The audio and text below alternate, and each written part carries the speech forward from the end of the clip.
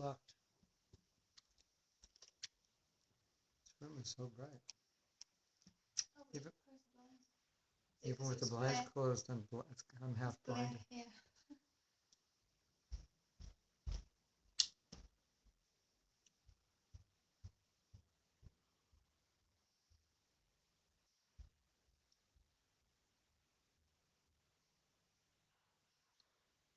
Just waiting for everyone.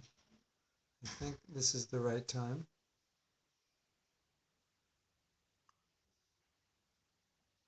I hope it's the right time, the right day, the right place. We're going to be talking about the Dharma of women.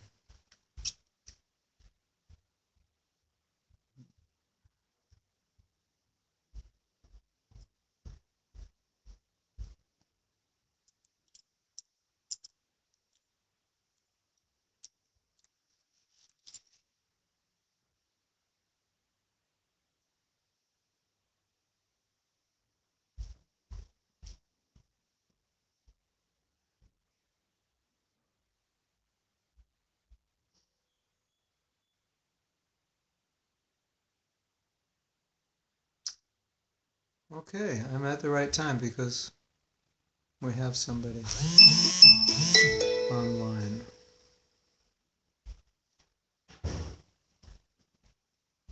Is it on? Everything's good. I'm just waiting for devotees to come.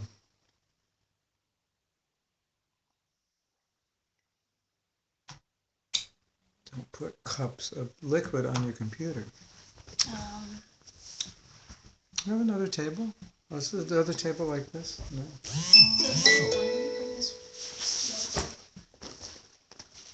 I think I want to move this though, out of the way. No, I can put it over that side.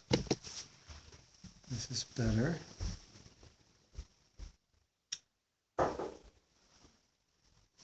Hare Krishna, Hare. Well, what I'm going to do is wait for everyone and chant japa while everyone's coming. Or maybe everyone's not coming. But I'm going to chant japa. Hare Krishna, Krishna. You know how I can stop all the functions on the phone while I'm doing this class? I turn off those sounds and so forth. I have to. Can I come out of it? Well, I think if you go out of it, I'm afraid we'll lose the broadcast. You can turn it up. Oh yeah, vibrate. It's on vibrate now? Silence, it won't even vibrate. What if I got a phone call? Like a WhatsApp call, what would happen? Would it take me out of the video? Yeah, it probably would do. How can we turn off your notifications on WhatsApp? No, someone made a call. Yeah, it will probably come up unless you turned off your notifications. You can turn off the notifications and it won't come up. Hare Krishna, Krishna Krishna, Hare Hare, Hare Ram. Hare Hare, Hare Krishna. Ladies and gentlemen, welcome. And it's been a month since we had this class on the Dharma of women, and I unfortunately don't remember exactly where we left off. And maybe you can guide me and give me some idea where you want to go with it. I mean, I could kind of come up with something, but if you come up with something, that would also be good. I may come up with something that we actually talked about because I don't remember exactly last month what we did. So, and I'm just waiting for more devotees to come. I don't know if more are going to come, but let's wait a little bit. And if you want to direct me, then you can go into chat, or if you can even remind me of what exactly we discussed last time, you could go into chat and just write a brief summary. Hare Krishna, Hare Krishna, Krishna Krishna, Hare Hare, Hare Ram, Ram Ram, Hare Hare, Krishna Hare Krishna, Krishna Krishna, Hare Hare, Hare Ram. Gauranga.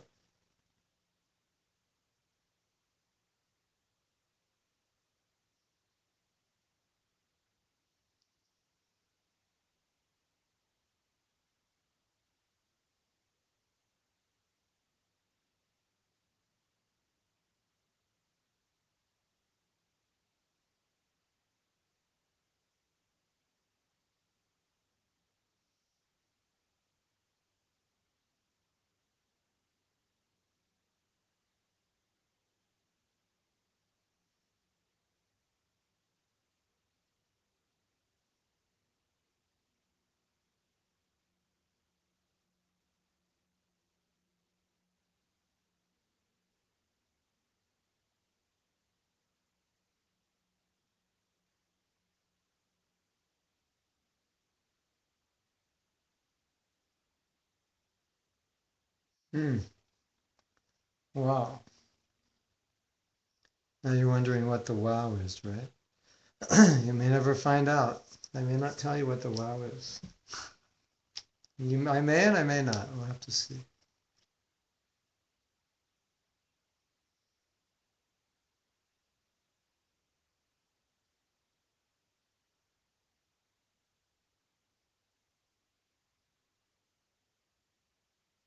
Hmm.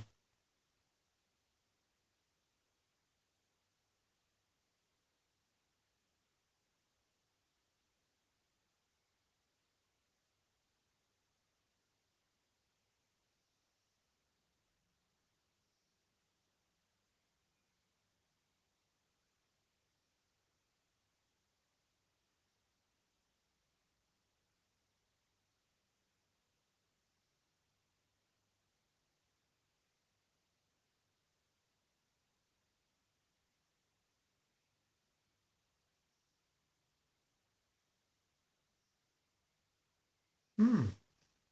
Hmm. There's still only 2 viewers. What happened? They weren't informed? I'm reluctant to start if people are going to come later. Then I have to repeat what I said.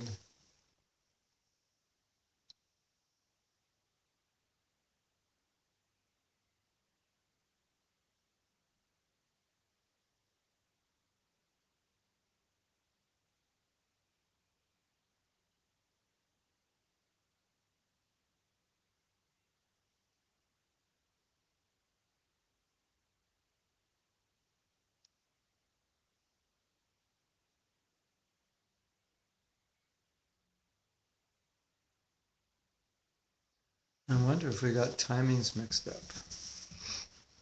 Well, the email said 7:15 p.m. Indian time. It's 7:15 Australian time. That's what it's supposed to be. Oh yeah, no, you're right. Australia time. 2:45 India time. So, can you check if it's 7:15 in Australia? Mm-hmm.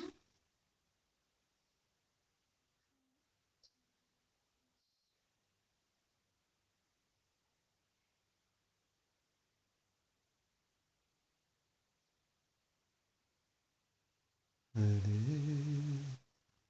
Krishna, Hare Krishna, Krishna Krishna, Hare Yes, 7:25 in All right. Australia. Anyway, we'll start. Whatever. I'm just gonna have to kind of. I don't know exactly what's the best topic to discuss now, but I'll just go with what's something I'm thinking about. And one of the thoughts I have about the Dharma of women and it can also be related to the Dharma of men, is that the position of women in modern society, of course, is molded by society values. And I was thinking this morning, if we didn't have these social pressures and we were left of our own devices, how we would be different. Because in our society, women are educated like men. In traditional society, at least in Vedic society, they weren't educated like men. They were educated much differently. Women were, their future was going to be in the home, so they were educated to be housewives and husbands. And nowadays, oops, oh yeah, okay.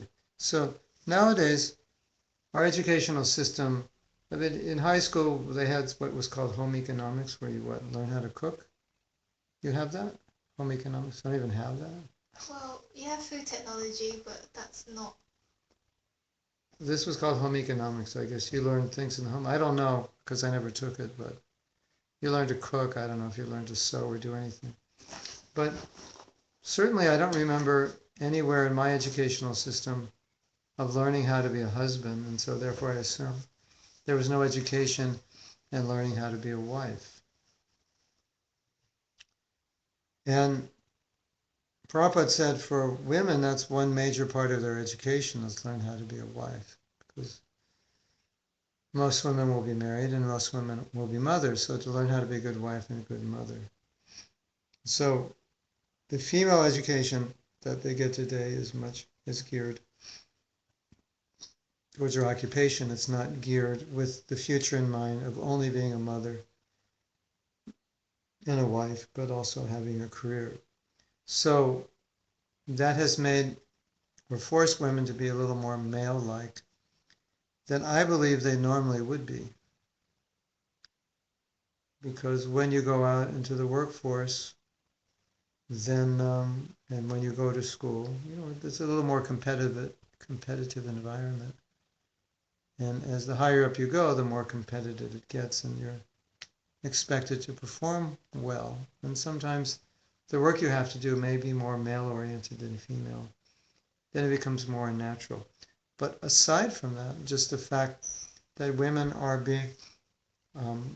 being prepared for the workforce in ways that 100 years ago they weren't, it has made them, I believe, a little more male than female. For example, one of the things that Prabhupada said is women should learn chastity. That's very important. And part of chastity, we understand chastity. A husband should be chaste also. It means devotion to the husband. So part of that devotion to the husband means to understand the needs of a husband, his psychology, and so forth. And it requires a lot of tolerance, ideally on the part of a woman. It requires learning how to adjust to his needs and satisfy him so that he's happy. That's how they were trained. Now, that's nice, that's good, as long as, of course, the husband is a good husband, takes care of the wife, and the women might think, well, yeah, the husband should be trained like that also. Yeah, that's true. Why not? But specifically, in traditional culture, that's how the women were trained. And it was good because a woman's idea was that my prime duty in life will be to be a good wife and a good mother. That'll create stability. When women entered the workforce, then the idea of succeeding in the workforce became, for many, an equally important goal or a more important goal. And that I believe is one of the problems we're having now in destabilizing the family, because the women are not being prepared for that, or that it is being minimized in some degree. And it's not that you want to minimize women's ability or say that they can't do so many things. but so many of the things they did that was done within the family circle, which is much different from today. So just from my perspective, I see that there is an element that women want to be more like men than they traditionally were. And then it kind of creates competition for men. The men don't really like it. Generally, I mean, some men may like it, but male psychology is to be more dominant. And so men don't like women who are dominant, but to succeed in society or to be more equal to men, many women become dominant. And so they become very male. And there's so much divorce now. It's just, I don't know how to say it, but it seems so natural within our society, so ordinary, and maybe even seems so bad that women are like second-class citizens. But in the right situation, subordination is not second class. It just goes along with more of their nature. That's how they were created.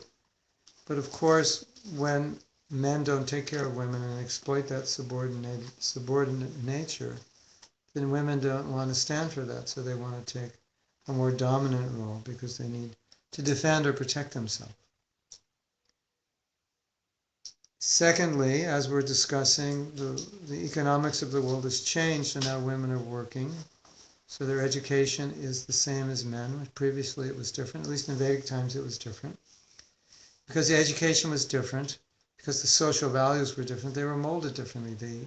They I believe, became more womanly.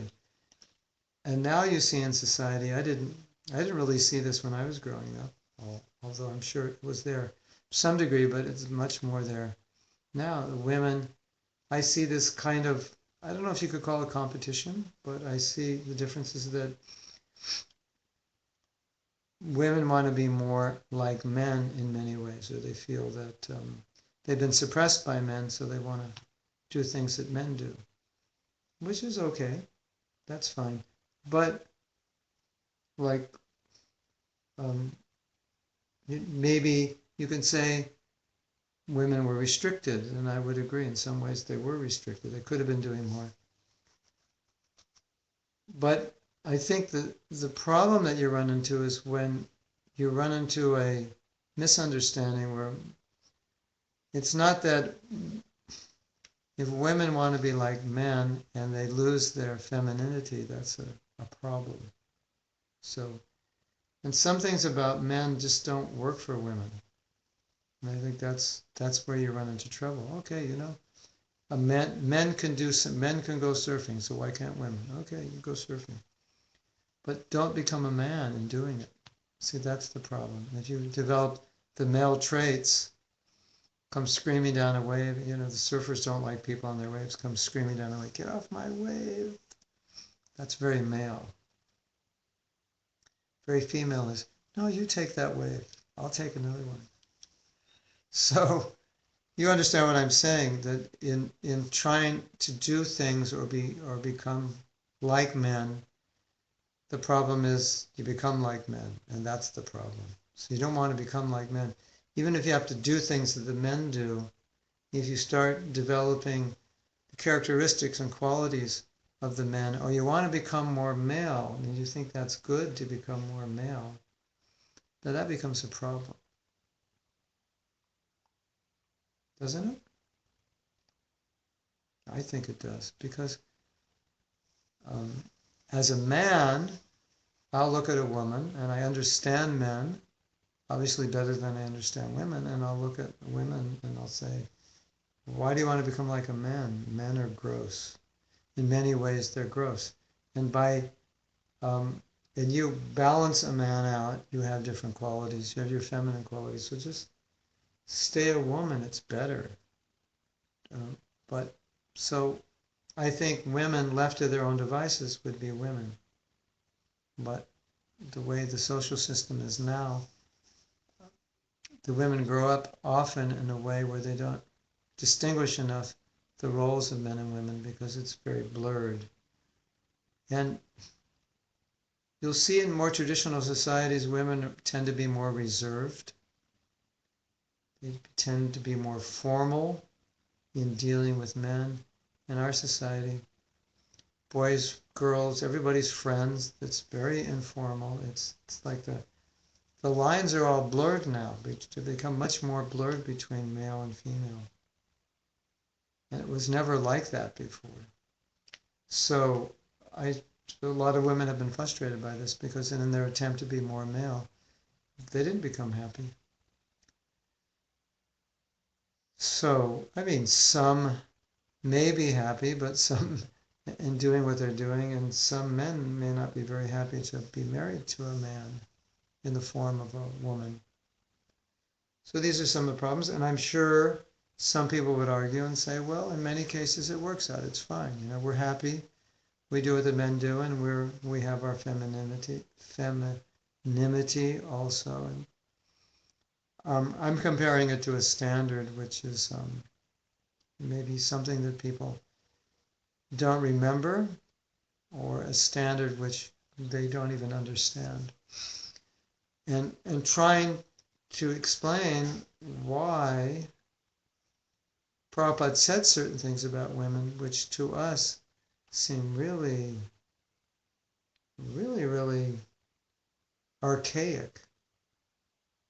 Like saying they don't need much education because the real education is to be good wives and good mothers. So one way we understand that is that when Prabhupada was told about university education that women are getting, and you know, he came to understand that there was a lot of illicit sex going on the campus. So he said their education is that they're learning how to engage in illicit sex. That's what they're learning on campus. So when the girls should be learning how to be chaste, you know, so okay, they get this education, they become lawyers, doctors, accountants, and so on. But many of them also learn these other things. Not that they learn them, it's just part of the culture of the campus life. So that's Prabhupada's point. So the women that we need, the way they need to be when they're educated, that's they don't get that, and they get the opposite often. So he was showing the irony of it. Now to us seems, well, that's like really limited. Okay, so what's the other side of that? Well, you have stories in Mahabharata and Draupadi running. She's actually running the whole kingdom. They would go out, her husbands would go out and fight, and she would run the kingdom. So it's not that being a wife and being a mother, at least for her, was something simple and boring. It involved a lot, and it may involve using many talents and abilities, but it was done in a cultural context that kept male-female relationships formal. It kept male-female identities intact, and it worked better because men weren't trying to be women and women weren't trying to be men. That's natural. It just allows things to grow organically.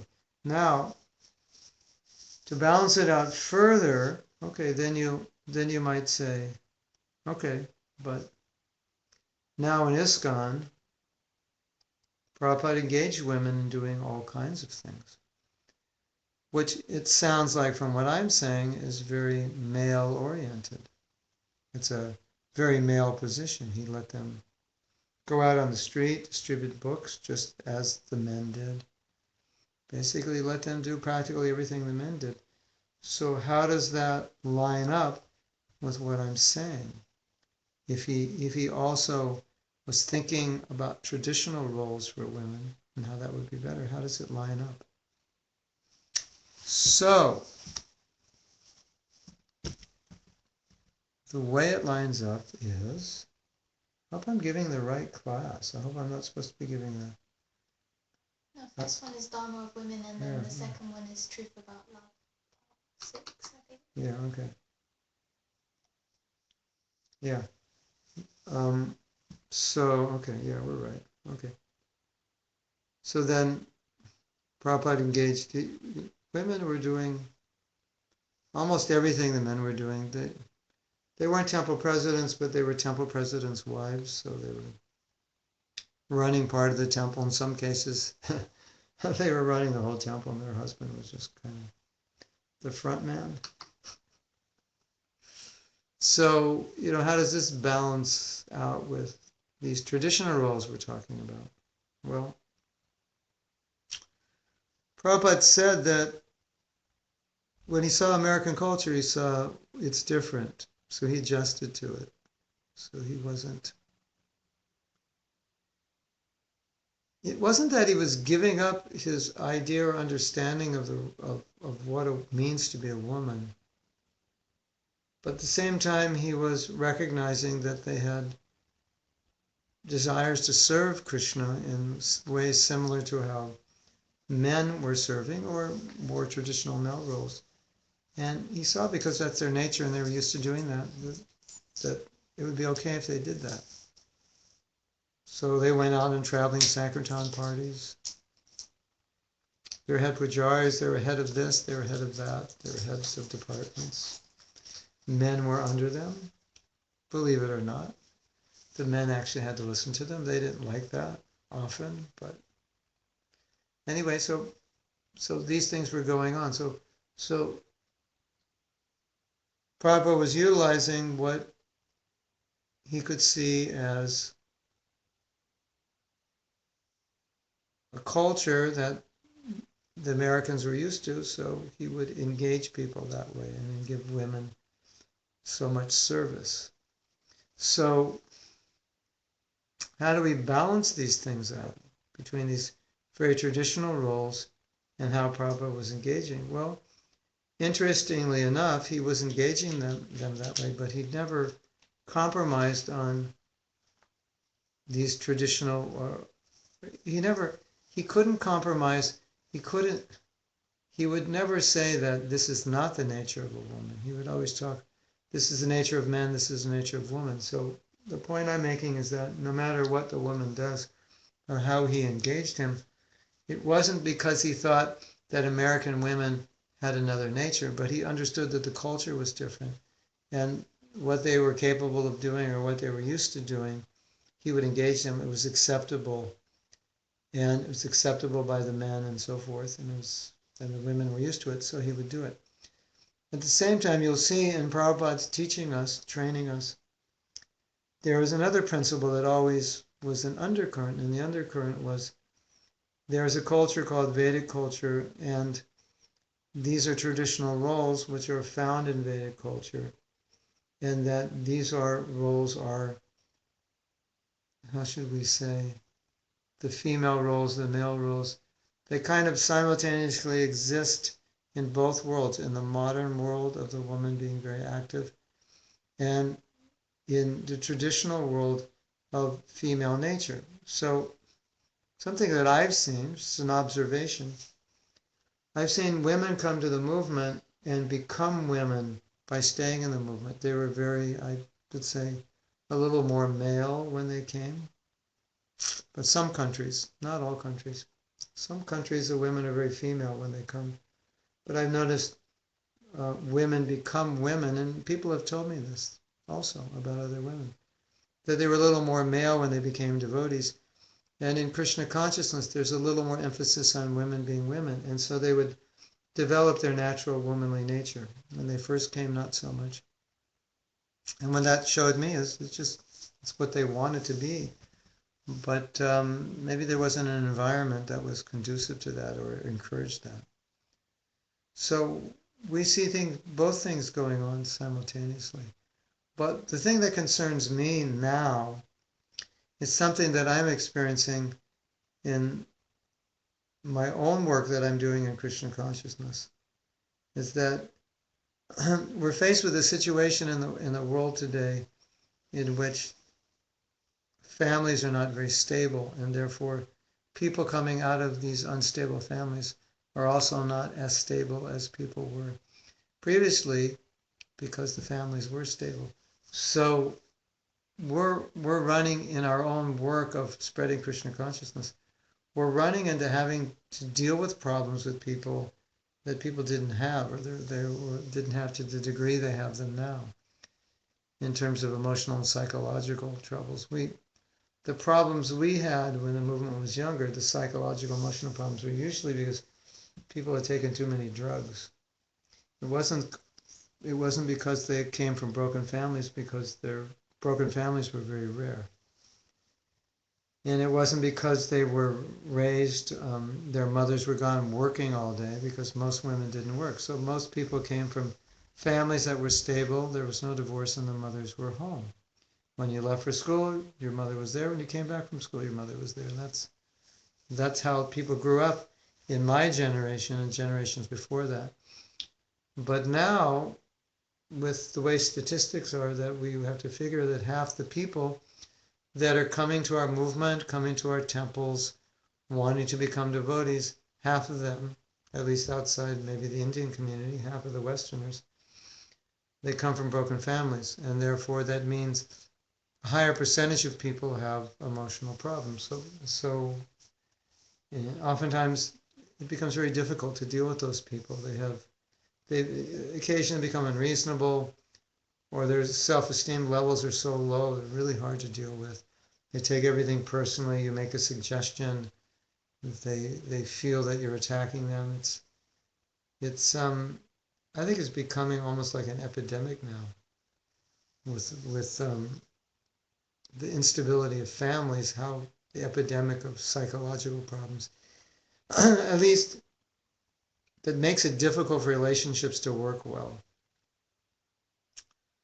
So when I look at that, and I look at the things that Prabhupada said about the training of women to be chaste wives, to be good mothers, and so forth, it all just makes so much sense that if we avoid that and we focus on, everything's focused on career, get ahead, make money, and there's really no training in how to be a mother, how to be a wife, then we enter into the institution of marriage. And from my personal experience in counseling devotees and also being married, that most devotees actually have, and most, I would say, non-devotees, let's say the majority of them have really very little idea of what Grihastha life is all about, because there's been no training.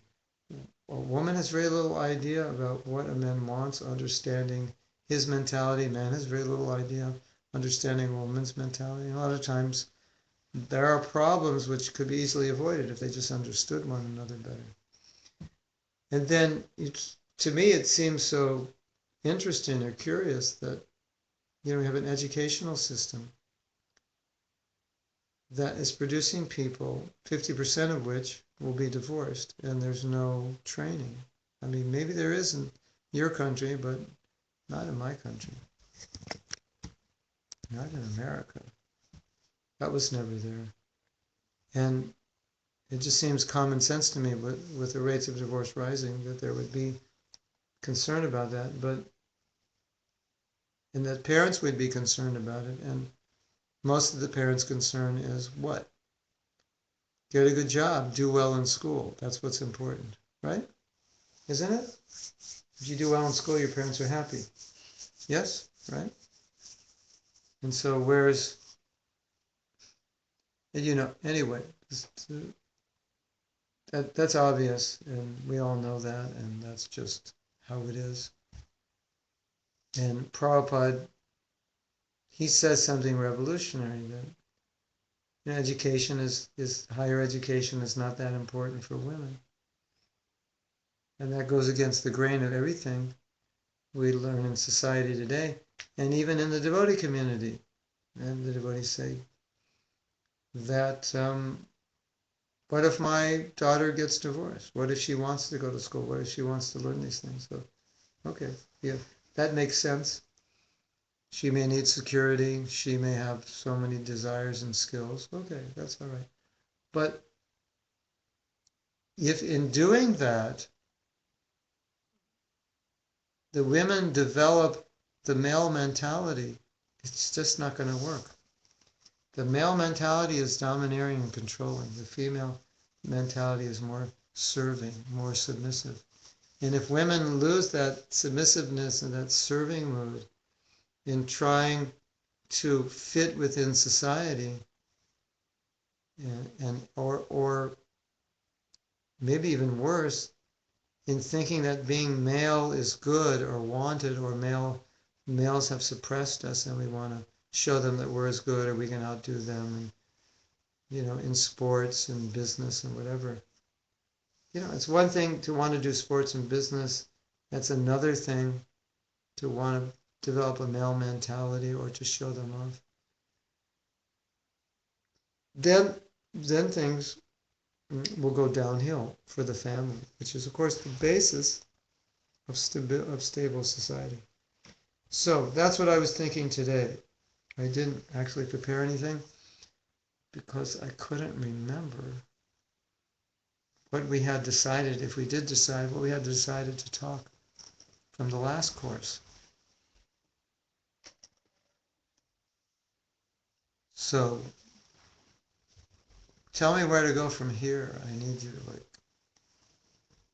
maybe I've said something that pushed a button that you didn't like. It needs clarification. Maybe I said something that did make sense.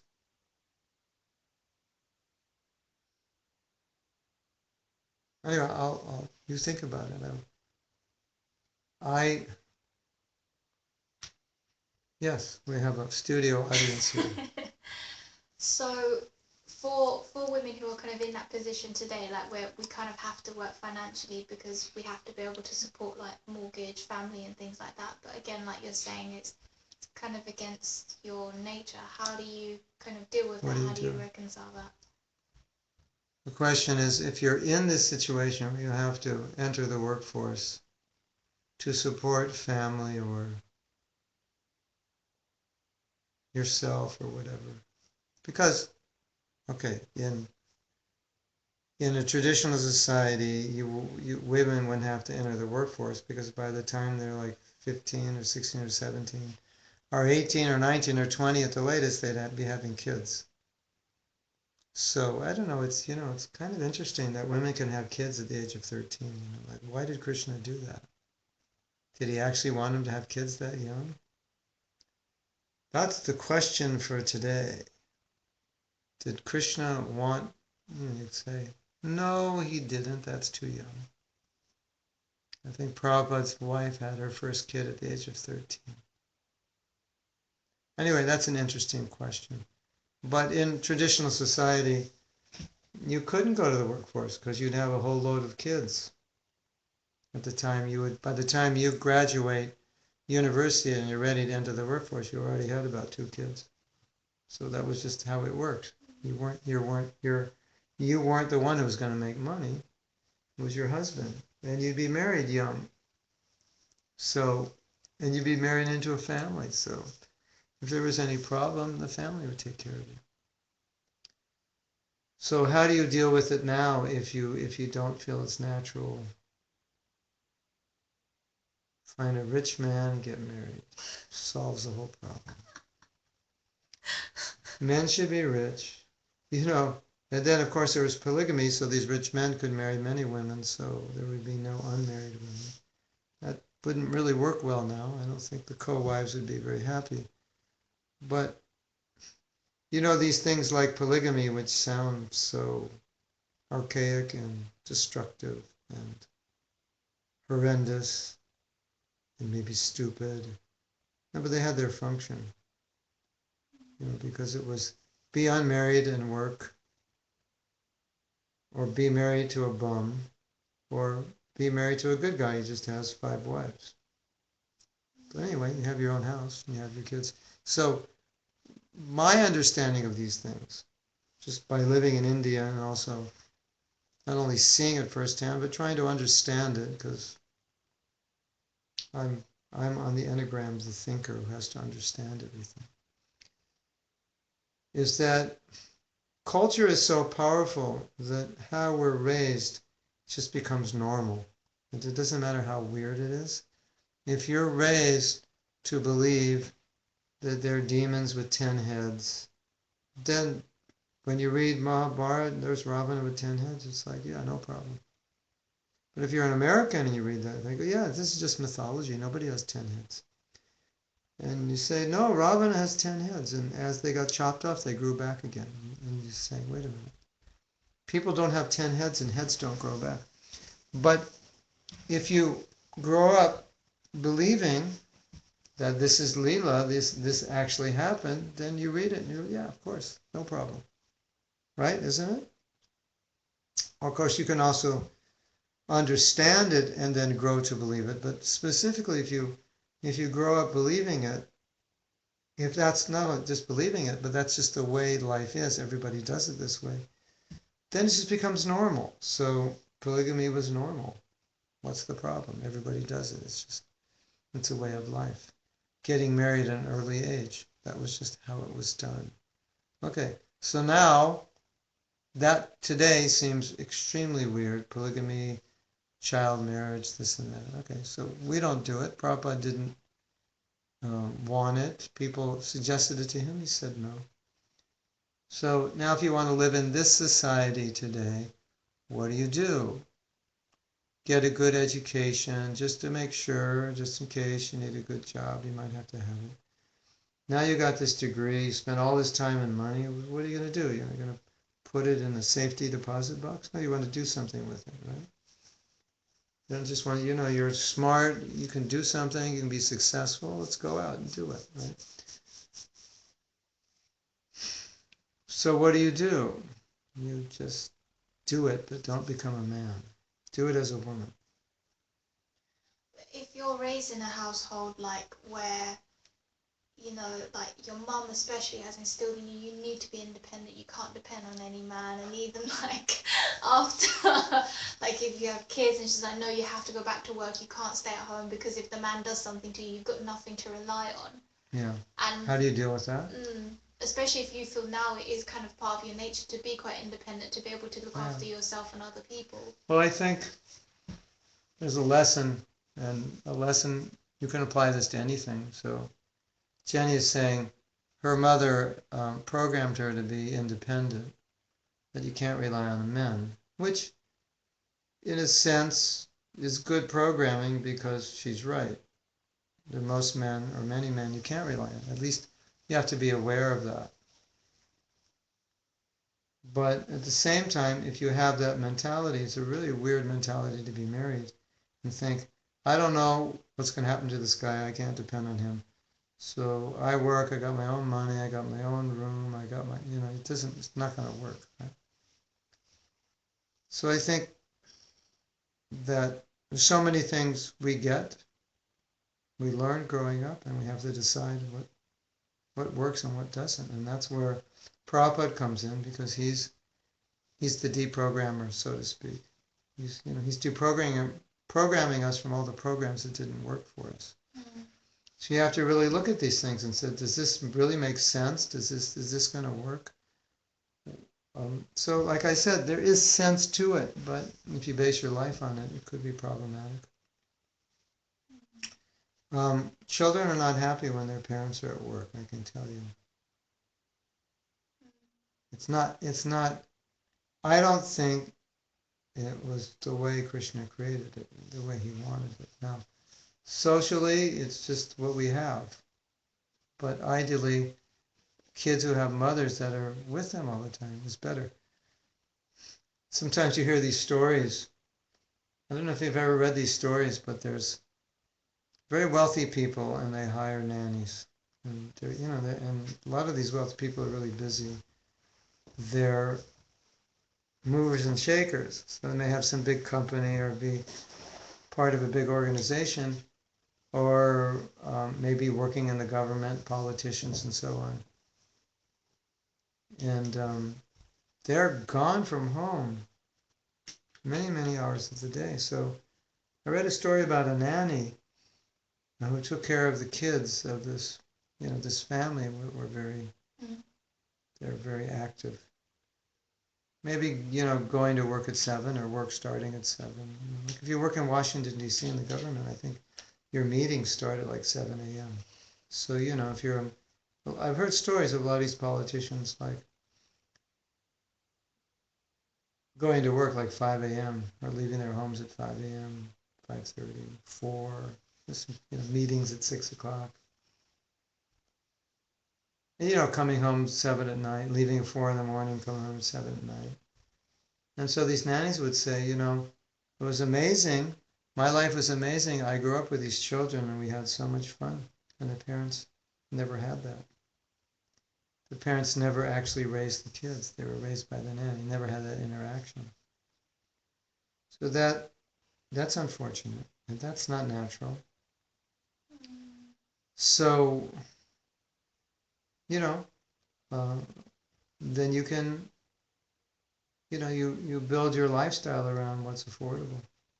If you build a lifestyle where you and your husband have to work 12 hours a day, obviously that's going to affect your kids because you're not going to be around.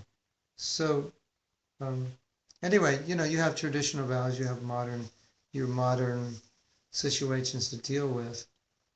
But I would say the bottom line is, like Prabhupada said, a lion on the chase and a lamb at home. You may have to be a lion at work just to push things through and whatever, compete or whatever you have to do. But at least when you come home, become a lamb. I think that's important, because how you are at work can affect you at home if you have to adopt these very male tendencies or qualities. Then when you come back, gotta drop them. So it's just kind of striking that balance between when you're at work, you have a certain role, you have a certain hat that you're wearing, but when you're at home. Yeah. Yeah, and it's not always easy to do that, is it? No. Yeah.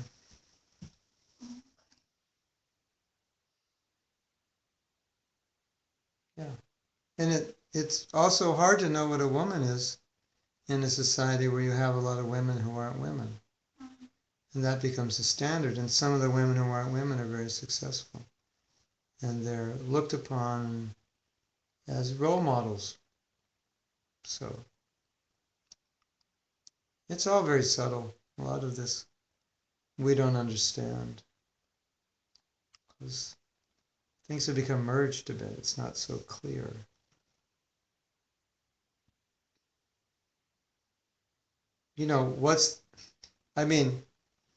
It's like sometimes we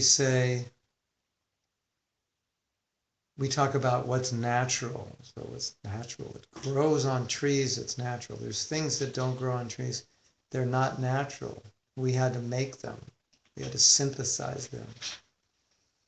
And so, you know, what is just look at what the natural system is. The natural system is the male is very dominant. He's the conqueror. He goes out in the world. He conquers.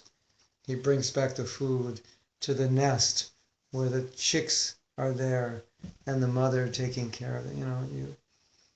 You see this in animal society. The mother's there with the kids, and the male lion is out there getting the food, killing the animal, bringing it back. Right? I mean, it's just obvious, isn't it? So, if you were say if I was dealing with a patient,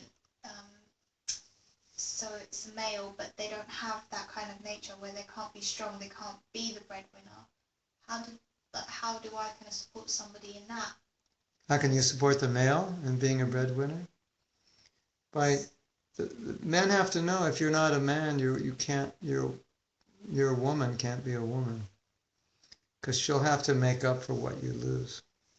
And the fact that women are more male is the fault of the men who are not being male. So that's naturally why women become male, because if you can't find any men, just become one yourself. Or if let's say my wife never took care of the house, never did anything, then I'd have to do it. Right? She's not going to do it, someone has to do it. So then I become the house cleaner and the cook or whatever.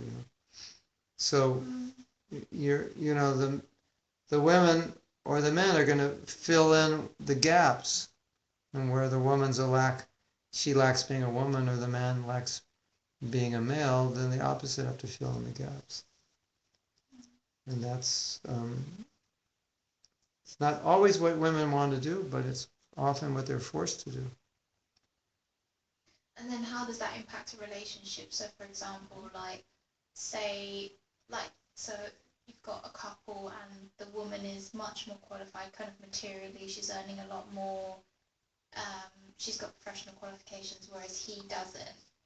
And How does that impact the relationship where the woman is more well educated, has Mm-hmm. more professional qualifications, earns more money? Mm-hmm. Depends on the individual.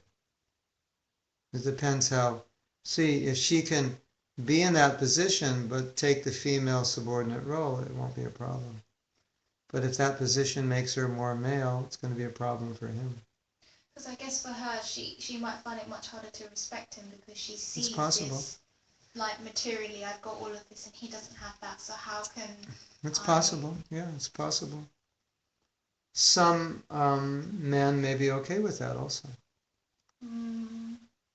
Some men are not okay with that at all. They don't want the women to be more successful than them. It doesn't work for them. Some men are okay with it. And some men are just lazy, and that's why they're okay with it. If a man is not lazy, if a man is qualified and capable, and he's okay with it, then he's okay with it, then it's no problem. But if there are men who just don't like it when their wives are successful, so that's going to create a problem. And there are men who become lazy because their wives are successful, and that's going to create a problem for her. So because I'm successful, you don't work, or you're not ambitious. So generally, it's better to have a man who's more powerful, more qualified. Mm. But that will depend on the needs of the couple. Yeah.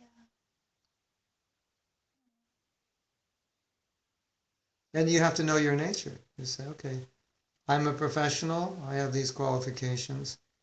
If I marry a man who isn't, is that going to be a problem for us in the future? If if he's never in a professional position and he's just getting one job, going from here to there, not making much, is that going to be a problem for me?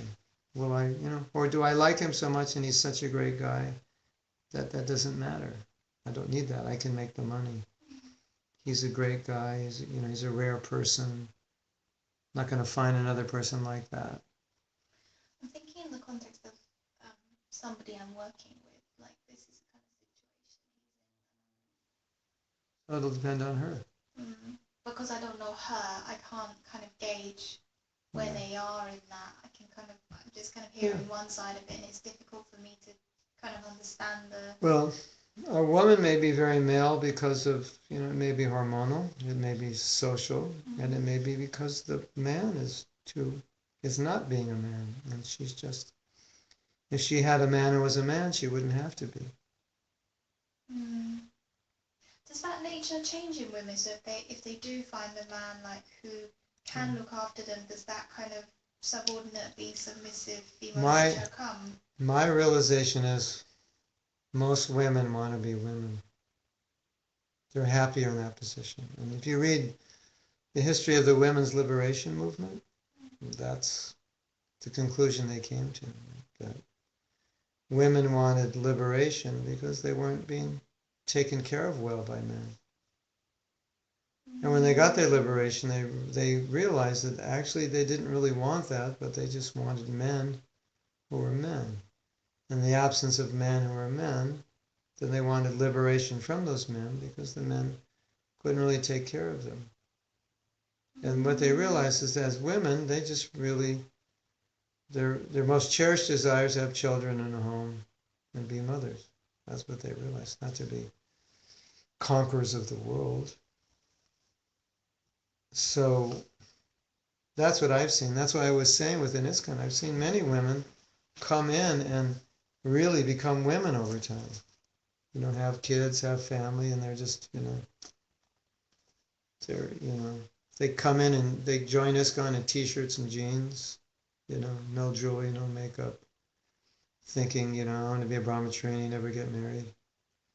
There's a lot of, male social conditioning there. And then as they're released from that social conditioning, naturally, the desires to have family, male companionship, be protected by men, they awaken. I've seen that so many times in it. As I observe that, I just see, well, that's just natural. If you're in the right environment, it'll come out.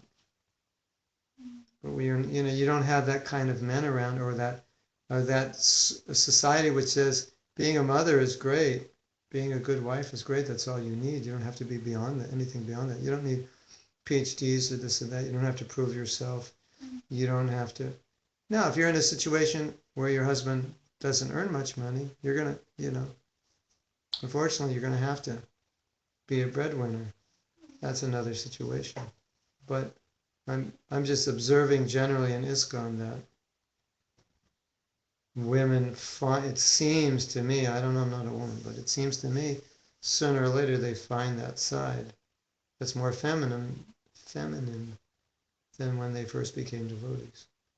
And they're happy with it. They realize that's what they are. So do you think then that it is innate in there somewhere? It just needs, like you're saying, the right kind of environment and conditioning to come out and flourish? That's the female nature. So the female nature has been stifled for some women. Yeah. That's what I see. And maybe there's also this element that if your mother's telling you to be competitive and be more male, you've alienated yourself from your female nature, as men alienate from their male nature, which is to be strong, protect,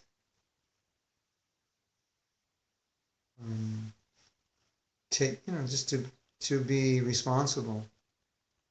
You find a lot of irresponsible men, perhaps bad role models, whatever it may be. So that's, see, the problem is when men aren't men and women are women, you get messed up families. And then it becomes harder for the next generation to be men and women because their role models were not so good. The role model, you're out there working in the corporate world, you're fighting for your position, you're gone all day. That's what your kids grew up seeing. So that's what their role model of a woman is. That's what you do. All right. So again, the point is inherently, I'm not saying that's wrong or you can't do it or you shouldn't do it. But what I'm saying is if the result of doing that is you become more male, or the result of doing that is your kids become in some way emotionally disturbed or unbalanced or have difficulty in life because you're always gone, then that's a problem. If we had communities, right, we'd all be engaged in devotional service, but certainly the women wouldn't neglect their kids like they're forced to do when they join the workforce. We wouldn't institute that, where mothers are gone all day. I mean, maybe we did it in earlier days of ISKCON. We might have done it so they go on Sankirtan, but for 2 weeks and then come back for 1 hour. Yeah, no, not like that. Yeah, no, they'd go out all day and they'd come back. I'm not saying that I want to establish any kind of standards. I understand establishing principles for people, and it's just for people to consider if this is something that they can relate to. If this makes sense to you. I don't know if it makes sense to you. It's something you have to think about, something you have to digest. But as devotees, as people practicing Krishna consciousness, we have to reconcile many of the things that Prabhupada says about women just by understanding. Prabhupada's not talking so much about cultural paradigms, although that's what you get by reading it, but he's more talking about the nature of women. And it's just that in Vedic culture that allowed for the nature of women to manifest, right? So he's talking about nature. This is the nature of women. That's what we're talking about here. Dharma means nature. So what's Dharma? Now how it's manifest socially, that's for everyone to decide. My concern, just from my experience, is that as a society in ISKCON and outside of ISKCON, what seems to be of grave concern now is to having healthy families, and without that, we have very unstable people, very unhappy people, very maladjusted people, and then when those people want to become Krishna conscious, they have a much harder time. They have a harder time dealing with people. They have low self-esteem. They lose their determination because of their low self-esteem. They don't like themselves. They won't do their sadhana well sometimes because they don't care. You see, and there's so many dysfunctional aspects of psychology come from having an unstable family situation. So it's better to kind of get that good foundation in, and then the other things are easier to follow. Yeah. So at least we have to look at when we're talking about the Dharma of women, we have to look at it in terms of how our Dharma, how our consciousness will affect our children, will affect our husbands. Because we don't live in a vacuum. Like I say, if you need to go out in the world and work and conquer, that's fine. Just don't try to conquer your husband with the same. You come back from the office and you've got 10 people you're telling what to do all day. When you come back, you have to enter in the Dharma of a woman. That position is very male. You're running things. You're telling people what to do. It's a very male-oriented position. And I've read a lot about this. And even the non-devotees, they recognize this. It's a male. Corporate world is male. It's a male consciousness, the male-dominated world. It's highly competitive. You have to be in, if there's too much empathy, sympathy, warm and fuzzy, it doesn't work there. Men are rougher. They're more competitive. They're harder. They're hard on one another. Of course, some people are realizing that doesn't even work either, because it creates bad relationships, or it can. But anyway, whatever the environment you're in when you come home, if you're in a dominant mood, it's really hard on a man. He doesn't like it. And then what it does is it teaches your daughters that's how you deal with your husband. Order him around, criticize him, boss him around, chastise him, because that's what you're doing at work. And so your daughter sees you do that, and she's going to do that to her husband. And she may be very nice and sweet, and the husband's trying to figure out, why are you so bossy? It's because that's how the mother was, right? And you find traditional Indian wives, their submissiveness to their husband is unprecedented. It's basically unheard of in modern society, and it would even be seen to be unwanted because of the fear of being abused. But the point is, in traditional societies, when it worked, the husbands were very qualified, so they didn't abuse. So someone needs to be qualified to receive that kind of level of... So we go back to the problem: when the men aren't men, women can't be women. That's my mantra. When the men aren't men, women can't be women. So you want to be a woman, now you have to protect yourself. Because I'm so overly submissive, he takes advantage. He's abusive. So what's the best way to kind of deal with and manage that? Find a good man. Because if you find a bad man, you're going to have trouble. But I'm kind of like on a societal level, like... Starting within ISKCON, I think in ISKCON, one of the things that's really important is to get the brahmacharya ashram together, because it's not producing good husbands. Until the brahmacharya ashram produces good husbands, then the family's going to be unstable. The brahmacharini ashram producing good wives, or educational system producing good husbands and wives for the congregation. Because we're throwing people into marriages that people don't know. enough about marriage, enough about the psychology of the opposite sex to always be successful. Some, fortunately, just intuitively know how, they're good people, and some aren't. And, we could say, it's like the question would be, if you were in charge of ISKCON and everyone would listen to you, what would you do? If you were the ISKCON dictator. Well, if I were the ISKCON dictator, I would revamp the Brahmacharya ashram. Because I think it really needs.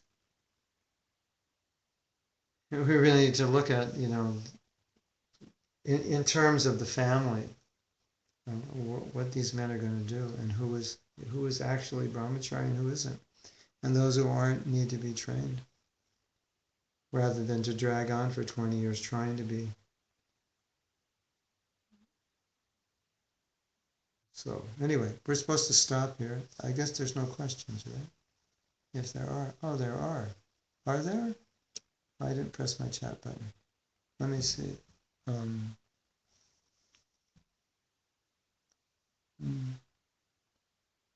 I can hardly read. It's so bright in this room. Did you believe it? We're in Scotland and the sun is shining. And in London right now it's cold, and we're in Scotland and it's warm. Okay.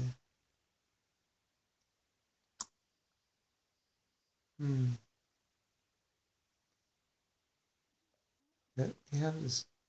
Let me look at this chat. So I can't tell if this chat. Okay. All right. I didn't press my chat button. I thought the chat would come in. Okay. So I've neglected all of you. And the next lesson's going to start after we finish this. How am I going to read this? I have to get away from all this bright light. Oh, the problem is we need to make my screen brighter. You need to make the screen brighter. Did we just touch it? No.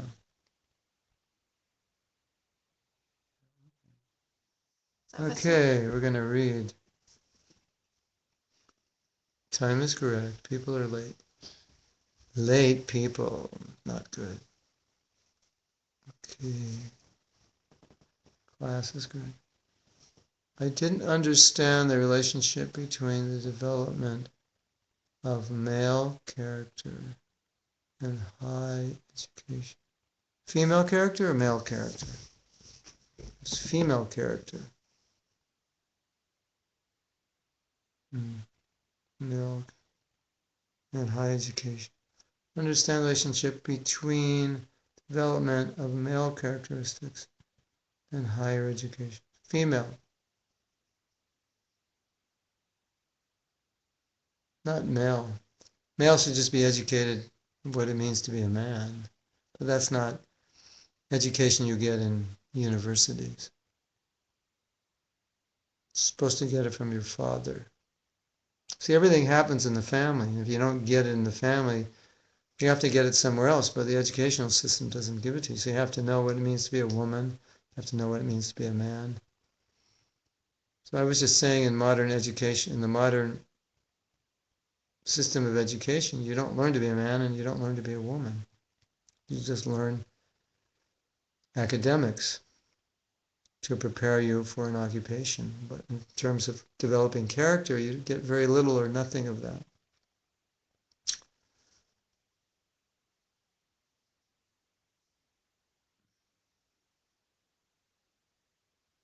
It's healthier for women to have children younger. Oh, I didn't know that. Yeah.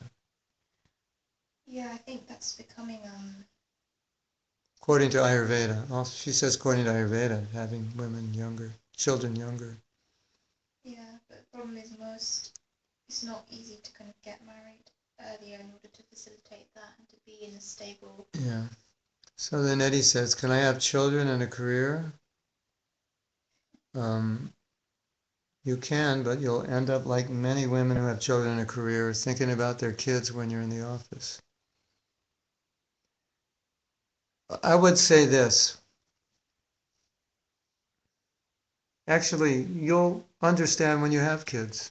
When you get married and have kids, Eddie, you will change, believe me. You will become much more of a woman. And then your aspirations for career will also change a bit, for sure. So we'll leave that question on hold until you have the kids, and you'll answer the question yourself.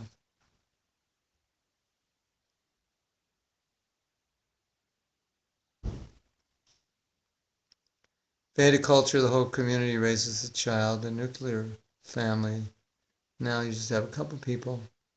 Eddie, in my country, grandparents have a very important role. Yeah, exactly. That's the extended family. Many countries, yeah, that's always just the way it's been. Your country's a little more traditional. The education of the child, even I was raised by my grandmother, yeah.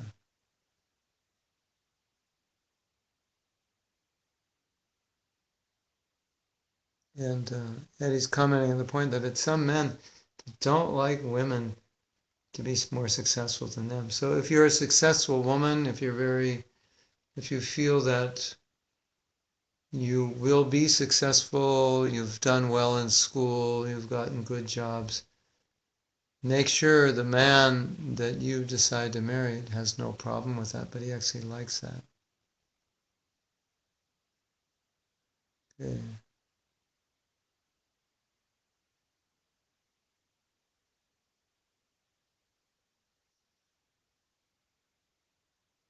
Husband is our spiritual strength and what he's the home office manager. Uh, oh yeah, Eddie's reminded we're gonna make a university for good husbands. Yeah, it's probably the best service I could do to the world is have a university to make good husbands. And then of course we're gonna make one for good wives, right? But start with the husbands. Uh, so Kim is saying her husband is the mom. Yeah, some husbands are good at that. If it works, that's fine. Okay, so thank you for listening. And what I would like to do right now is take a 2-minute break so everybody can stand up, take a break, move around, take a visit to the toilet, take some water, and then we'll return for the next class, which is a class on love. And I was thinking we would talk about Krishna's love for his devotees. But if someone has another topic that they're really into, then just let me know. I'm just going to be back in a minute. Okay? So we will end this class now. Officially, it's over, and we'll be back in a minute or two.